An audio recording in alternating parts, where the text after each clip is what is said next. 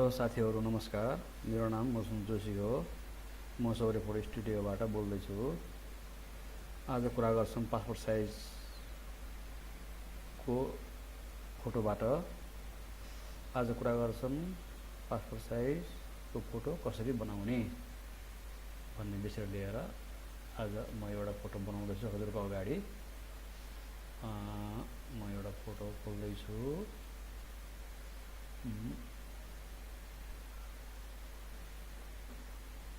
यहाँको passport size normal passport size बनाउँदैछु। हामीले राख्छौं यसलाई 26 mm 33 हाइटमा 33 mm वेटमा 26 mm हाइटमा 33 mm अनि रेजुलेसन 600 राख्छौं। हामीले यसलाई यसरी क्रप गर्छौं। क्रप गरिसकेपछि हामीले साइज ठ्याक्क सुन्दर साइजहरु कसरी बनाउन सकिन्छ अनि हेर्न लागेको साइजहरु गराउने इन्टर गरी अनि यसलाई हामीले अब कलर मिलाउँछौं। कस्तो छ कलरहरु हल्का लाइट कन्ट्रोल एम गरेर हल्का लाइट गरी त्यसपछि यसलाई चाहिँ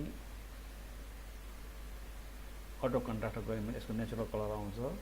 फेरि फिल्टरमा गएर नोइजमा गएर रिमुभ मोर प्याटर्न भन्ने हुन्छ। यसमा क्लिक गर्यौं भनेपछि यो 30 नै राख्छौं हामीले। बस यतिकै भयो। यसलाई हामीले अब कन्ट्रोल एन गरेर 6 बाइ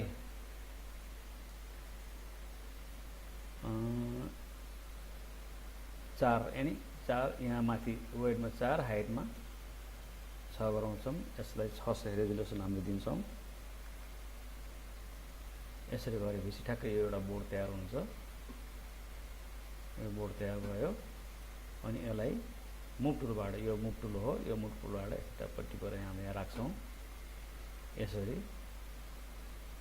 अनि एउटा बोर्डमा 4 को बोर्डमा 12 वटा फोटोहरु कम्प्लिटली हुन्छ। यो यसरी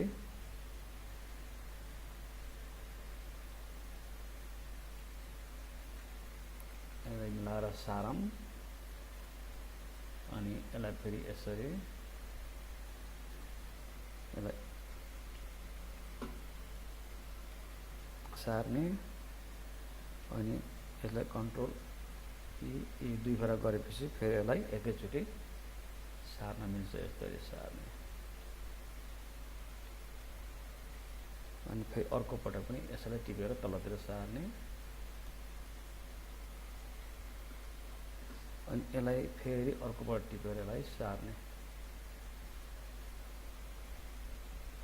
बस यो चाहिँ पासपोर्ट साइजको 12 वटा फोटो 4 बाइ 6 को बोर्डमा तयार भयो। अनि यसलाई हामीले इप्सनको प्रिन्टरबाट प्रिन्ट गर्न सक्छौं, ल्याबबाट प्रिन्ट पनि गर्न सक्छौं।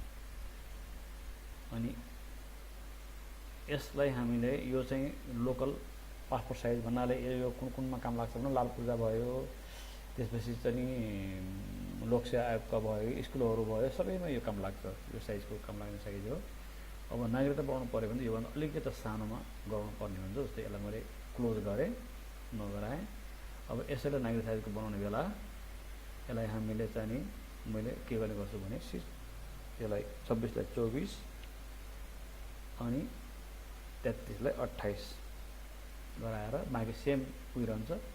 यसलाई फेरि यसरी क्रप गरेर अनि यसलाई इन्टर हान्दिएपछि ठ्याक्क त्यो बन्न आउँछ। फेरि त्यही कन्ट्रोल एन गर्ने एउटा बोर्ड तयार हुन्छ।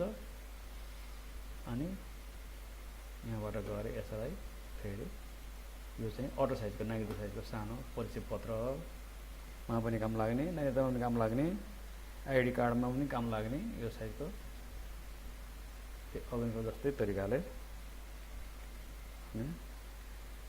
यसरी जानुस् सर्किन्छ।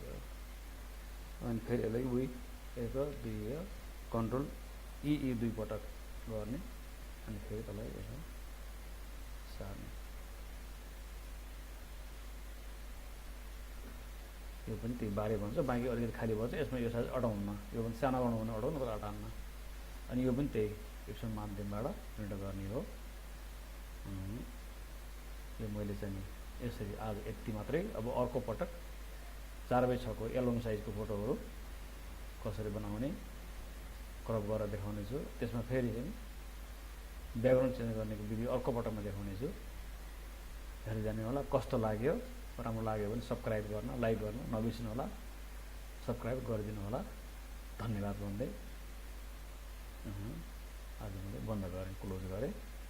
धन्यवाद।